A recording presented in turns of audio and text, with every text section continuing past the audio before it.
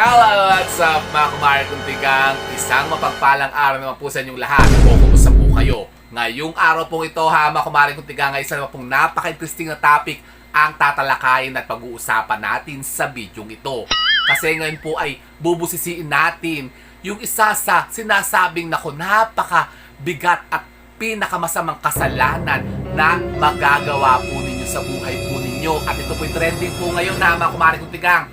Kasi di ba nung isang araw nga po ito talaga naman pong usap-usapan niya sa SOCMED ha mga kumare kuntigang, yung allegedly po yung isa pong ina na kumitil ng buhay ng kanyang mga anak.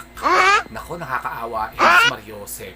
At yan po ang pag-uusapan natin ngayon, kaakibat nung sinasabing isa sa pinakamasamang kasalanan na magagawa po ninyo. Ano yan? Yun nga, yung pagpatay sa sarili nyong anak. Mas Mariose, pero ba pag-usapan yan? Eh, pag-usapan natin yan ha, makapari kuntigang, kasi masama po yan. Kasalanan yan.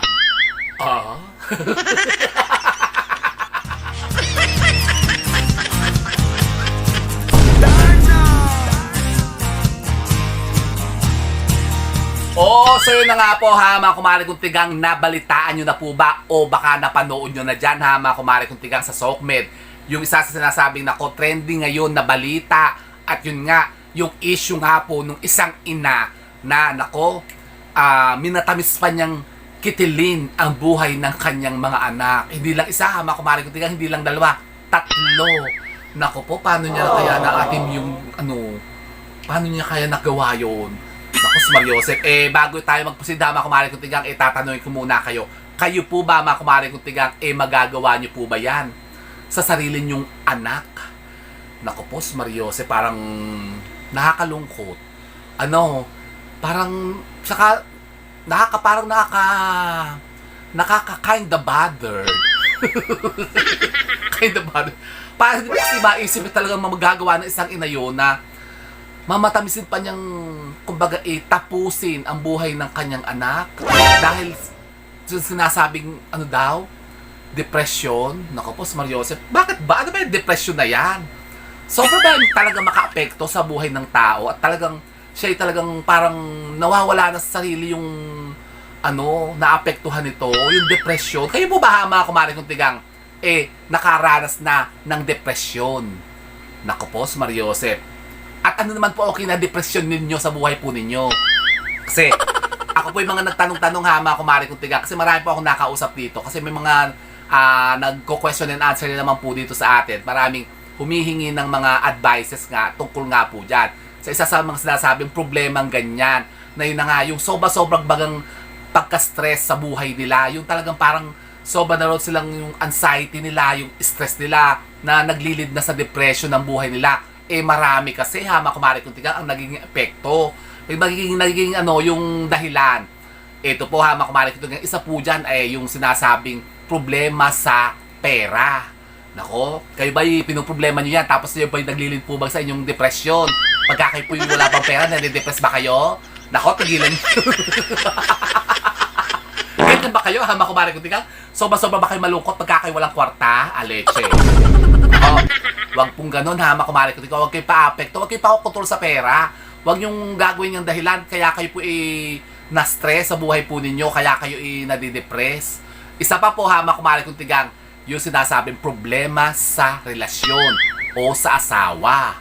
Nako, isa po ba yan sa pinoproblema po ninyo kaya yan ang nagdudulot sa inyo ng depression sa buhay nyo? Nako, wag po ha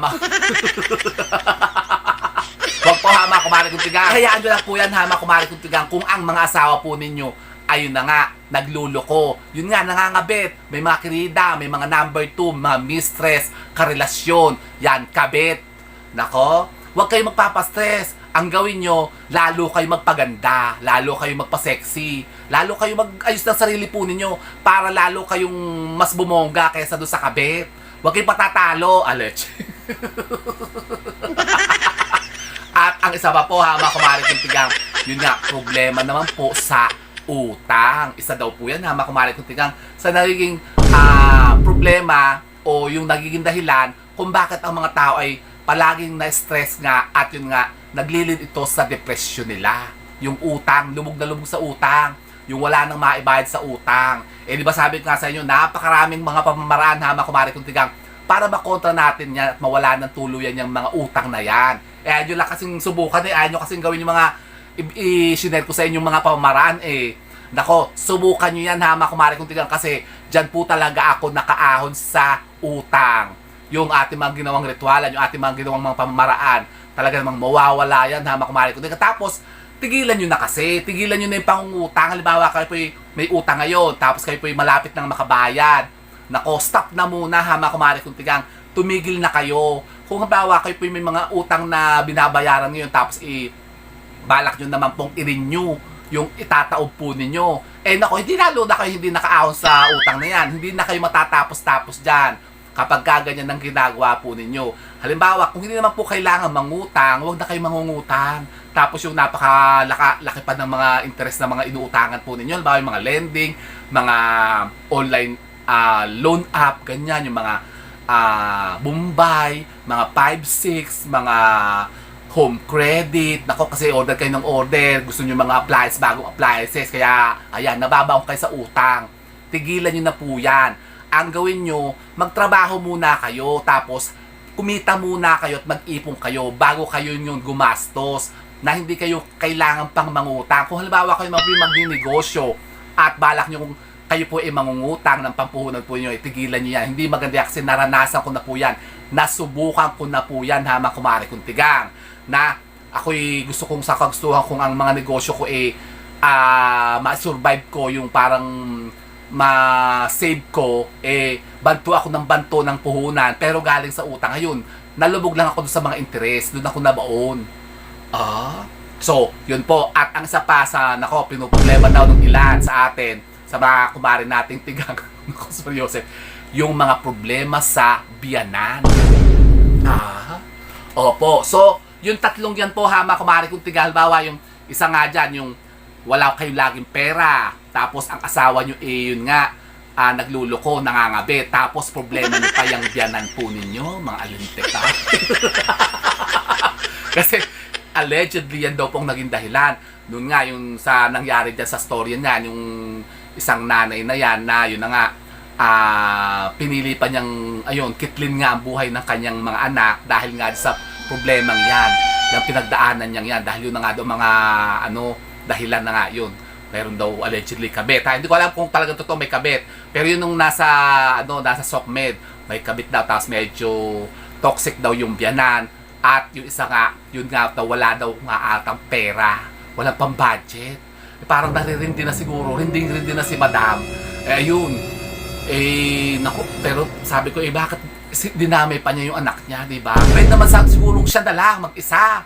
Bakit, Sus Mariosep, kaliliit, kababata pa ng mga anak, ay isinama na niya.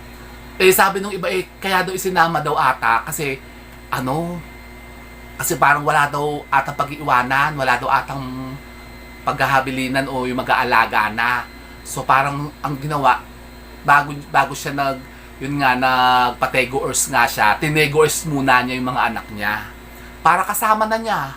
Nako, hindi po ganyan yan Hama Kumari Kuntigang. Kasi sabi ko sa inyo, yung pagka ginawa nyo po yan, yung mga kasalanan na yan, na yun nga, yung pagkitil ng sarili nyong mga anak, isa po sa pinakamasamang kasalanan na pagdudusahan nyo po yan. Kahit nasa kabilang buhay na po kayo at akala nyo makasama nyo pa rin yung anak nyo doon sa kabilang buhay. Hindi. Hindi. Kasi syempre yung mga anak nyo, yung mga bata, syempre doon sila pupunta sa buhay na walang hanggan at kayo naman doon kayo sa mabubulid sa impyerno, doon sa kumukulong putik ng apoy. Doon kayo. Kasi kasalanan kasi yan Hama Kumari Kuntigang. Tapos may nagtanong pa kasi sa atin, isa pa. Yun daw po kasama daw po ba doon yung yung daw pong pagkitil daw sa buhay ng anak na hindi pa daw po isinisilang. Yung halimbawa yung pagpapa-abort o yung pagpapaagas. Kasama yan Hama Kumari. Kasama rin po yun. Akala hindi pa kasalanan nyo kasi sabi niyo, dugo pa lang naman yun. Di pa naman tao yun. Sabi, pitos pa lang naman yun. Hindi ganun yun Hama Kumari Kuntigang. Meron na rin yun, spirito yun. Kahit po yun, kahit yun pa lang, yung mga pitos pa lang, nasa napupunan nyo pa lang. Tapos yun ano nyo, inilaglag nyo, pinaagas nyo. Nako, kasalanan din mortal yan.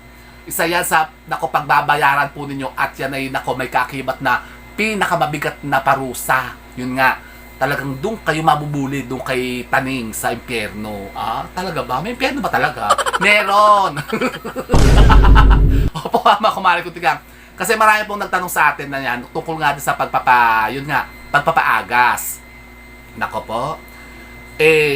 Kung counted ba daw po yung pagpapaagas, so sinasabing yun nga, yung kasalanan na ganyan na kinikitil nga yung buhay. Abay, oo, tao naman po yun. Tsaka wala kayong karapatan na magdesisyon para sa buhay ng ibang tao. Katulad nga niya ni Madam na minatamis pa niya na tapusin ang buhay ng mga anak niya. Pero parang hindi na niya binigyan ng pagkakataong mabuhay, lumaki baga. Siyempre, maiba yung yung kanyang kapalaran. Parang kasi siguro pinanghinaan na rin ng loob si Madam na yun nga na siguro sabi niya, sasama ko na kayo para tayo sama-sama na doon sa langit. Akala naman niya pupunta sa langit. Hindi. Doon siya sa baba. Doon kay taning siya. Doon kay Satanas siya pupunta. Satanas. Doon siya talaga. At alam niyo po ba, mga kumarin ko tiga, halimbawa yun na nga, kayo po yung mga may ginawang kasalanan na ganyan, na kayo nagpa-agas, nagpa-abort kayong ganyan, yung hindi nyo tinuloy yung pagbubuntis po ninyo. Ang kasalanan niya na pagbabayaran po ninyo ay napakahabang panahon. Kasi kayo po yung maaaring magdusa dyan ng 7 taon. 7 years of bad luck yan, mga kumari kong tigang. At hindi lang basta-basta bad luck ang mangyayari sa inyo, talagang karma to the max ang mangyayari sa inyo. Talagang maghihirap kayo dyan, pagdudusahan nyo yan. At hindi lang, 7 taon yan. Sa iba nga po parang, yung lifetime na nilang dala-dala yung sinasabing kut-kut ng konsensya nila na pinagdudusahan nila. Kasi parang hindi kayo matatahimik dyan Opo, habang marinig kasi totoo po yan. Hindi talaga kayo pa tatahimikan ng konsensya nyo dyan. Kasi maisip nyo palagi yan na kumarik kung tigang yung mga what if. Yung mga what if baga na sasabihin nyo, what if kung binuhay ko kaya yung anak ko, ano na kaya siya ngayon? O what if tinuloy kaya yung pagbubuntis ko, binalikan kaya ako ng asawa ko o yung boyfriend ko? O what if kung tinuloy ko yung pagbubuntis ko, siguro matalino yung anak ko, siguro naging mas successful ako, siguro mas sumaya ang buhay ko, hindi katulad ngayon talaga pinagdudusahan ko buhay ko, ganun. May mga what if yan. Kapag ginawa niyo yan, kumbaga kukutkuting talaga kayo ng konsensya po ninyo at kakarmahin kayo. Talaga ba? Opo, kaya yan sinasabing kasalanan na yan ay wag na wag nyo pong gagawin. Napakasama po niya na makumari. Kung diba, sama nga yan sa sinasabing 10 utos ng Diyos na wag kang papatay. Syempre, pumatay ka, pinatay mo yung anak mo, Mariosep naman. Mga bata pa lang, baby pa lang yung mga bata. Wala pa kamuang-muang, hindi pa man lamang nakakapag, grade 1. Mariosep, pinutol mo na yung buhay nila. Dahil sa sobrang stress ka, sa sobrang depressed ka sa buhay mo. Nako, sabi nga hama kumari kong tigang, wala namang gamot yan sa depression na ganyan Walang pill yan walang inuming gamot yan para matanggal yung depression. Ikaw mismo ang kukontrol dyan sa depression na yan. Kasi sinasabi ng iba, sasabihin, madali mo sasabi niya kasi hindi mo naman kasi nararanasan. Sasabihin, madali lang magsalita kasi hindi mo naman na-experience. Na-experience ko po yan. Na-experience ko na yan. Tumigil kayo.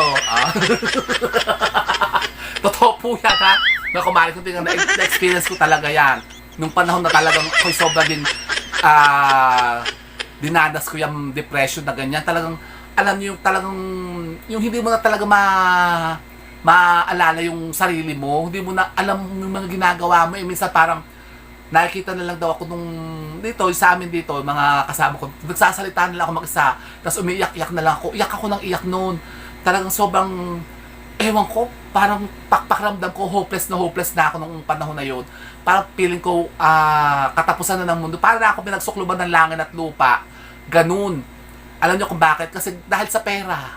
Dahil sa utang. Yun na naging depression ko. Hindi po sa mga relasyon, hindi po sa mga asawa, hindi sa mga biyanan. Kasi wala naman akong biyanan sabi ko, kahit naman ayaw ako ng mga biyanan ko, okay lang, wala din akong pakialam.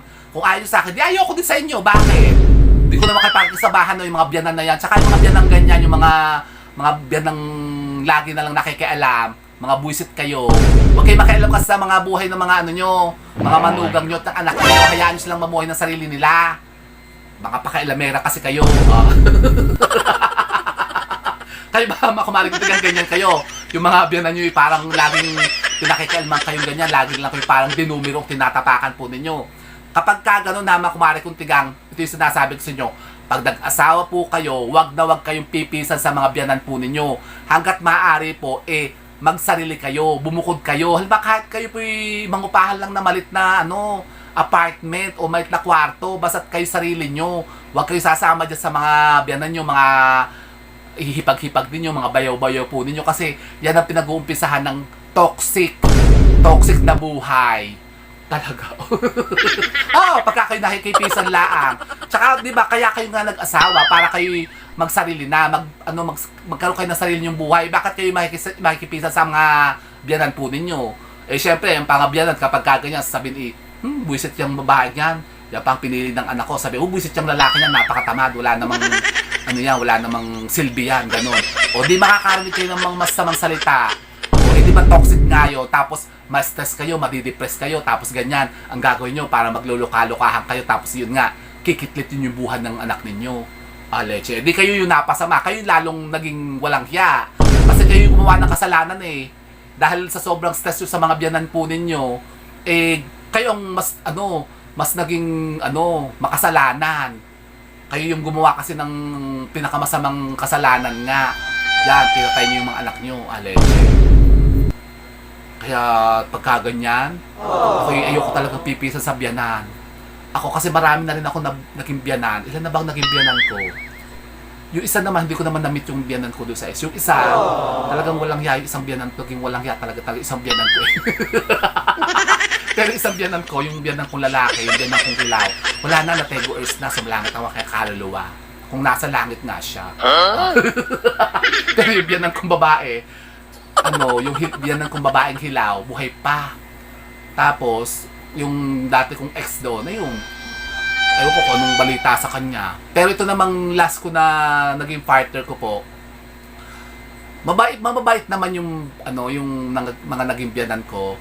Pero later on ko na lang po nalaman na ayaw pala sa akin nung biyanan kong lalaki. Ewan ko lang kung gusto ako nung biyanan kong babae dati kasi unang namatay din yung biyanan kong babae. Ngayon, yung biyanan kong lalaki doon sa last partner ko, buhay pa. Sabi ko hindi ko ayaw nyo sa akin, di wag. Wala na rin naman yung anak niya Sabi ko, hiwalay na rin naman kami. Sabi ko, yung susunod naman na ako ba yung magkakaroon pa ng panibagong jowa o partner, tapos kung ako aayaw din ng mga biyanan, wala na akong problema doon. Wala na akong pakialam doon kung ayaw nila sa akin. Di magpahinog sila. Hindi naman sila pakikisabahan ko, no? Tsaka may sarili naman akong place, may sarili akong bahay, may sarili akong buhay. Kaya hindi ako makikipisan sa kanila, wala makikialam sa akin. Kapag nandito ako sa teritoryo ko, di ba? Sila ang tumungtong sa numero pagka sila pupunta dito. Siyempre, ako masusunod dito, hindi sila. Kaya kayo, kapag kayo may mga biyanan na kayo, mayroon kayong mga asawang ayaw pang bumukod, kailangan matatag-tatag kayo dyan sa mga gagawin ng mga biyanan nyo kasi talagang toxic yan. Kapag kaganyan, pagka ayaw nyo pang magsarili sa buhay po ninyo, talagang ma-stress kayo dyan. Patay na po ito sa biyanan. So yun po, habang kumalik ko basta sinasabi po sa inyo, doon sa nagtatanong sa atin, marami po sila nagtanong tungkol sa mga ganyan sa kasalanan yan, ng tungkol nga sa pagpapa-abort o yung pagpapaagas, kung kasalanan ba daw po yun. Talaga, natural na kasalanan yun. Anong kalakala nyo sa ginawa nyo? Parang basta-basta na lang na sabihin nyo, hindi, wala pa naman buhay yun. Okay lang siguro yan. Ako, hindi okay yun. Magbabayad kayo dyan. May karma pong katapat yan. So yun po, hamak kumari kong tigang, kaya huwag nyo pong gagawin yan kasi yan po yung isa sa pinakamasamang kasalanan na magagawa po ninyo. May balik yan sa inyo, hamak kumari kong tigang, at pagbabayaran nyo yan. At kung kayo po may katanungan, suggestion o violent reaction dito po sa issue na pinag-usapan natin ngayon, mag-comment lamang po kayo dyan ha, mga kumare kong tigang. Pwede rin po kayo magtanong. At kung kayo po may mga gusto pang mga topic na gusto nyo pang i-feature natin dito sa channel natin, i-comment lang nyo yan dyan. At pag kayo po napili natin, yan po gagawin din natin po dito ng video. Oh, talaga ba? Opo ha, mga kumare kong tigang. So yun po ha, mga kumare kong tigang. Basta't lagi lamang po tayong maging positibo sa ating buhay. At huwag tayong makakalimot na manalangin sa ating Panginoon at humingi ng gabay. Para mga sinasabing mga problemang ganyan, yung mga anxiety, stress na ganyan, at depresyon ay mawala. Para mga sinasabing mga kapositibuhan at kaswertehan ay pumasok na sa atin, sa buhay natin. So with that, mga kumare kong tigang, keep safe and God bless. Thank you for watching. Bye, mga kumare kong tigang.